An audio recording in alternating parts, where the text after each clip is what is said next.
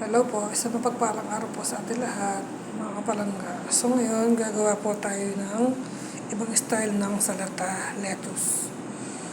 So ayan, ang mga ingredients na gagamitin natin sa ating salata lettuce na ibang style.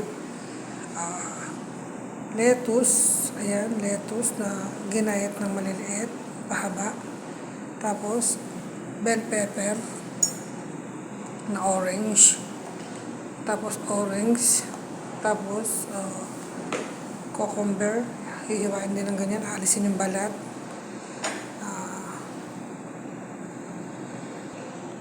Tsaka po ng radish na red. Tapos nilagyan ko na siya ng design, inalis ko yung balat niyang kulay red na iba. Tapos gagayatin siya ng ganyan, pabilog. Tapos yung orange, gagayatin siya ng paganyan. Lalagay lahat doon sa taas nun. I-mix doon sa salata. Tapos, feta cheese. Pampasarap feta cheese. Yan, white feta. So, yan po ang ingredients ng ating ibang style sa ating salata lettuce. I-mix po lahat yan. Tapos, ang kanyang sauce, gagawin tayo ng sauce na regular. Lemon, mustard, tips roman, olive oil, asin, at saka paminta lang. Tsaka konting asukal. So, yan lang magiging sauce niya.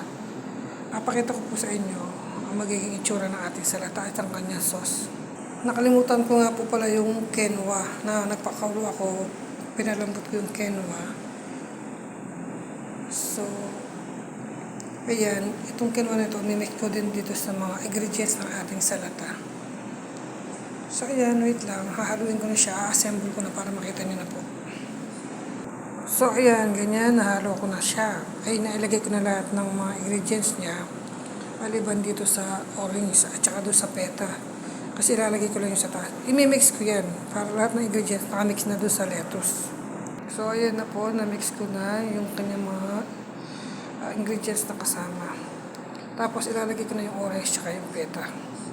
Ito na po ang ating another style na lettuce salata.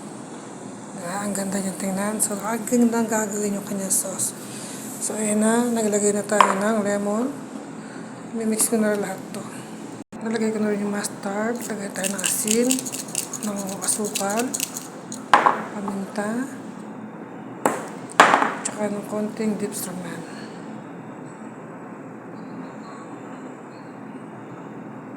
Yan, haluin lang natin yan. Tapos, huli na natin ilalagay yung olive oil. So, ayan na po ang ating nagawang sauce para siyang kulay brown. Ayan. Kasi nilagyan natin siya ng dips roman. So, ayan lang ang sangkap niya. Sauce niya, dips roman, mustard, asin, paminta, at saka ng lemon, at konting sugar. So, ayan po ang ating magiging salata ngayon. So, ayan. Ayan. Yan lamang po. God bless po sa ating lahat.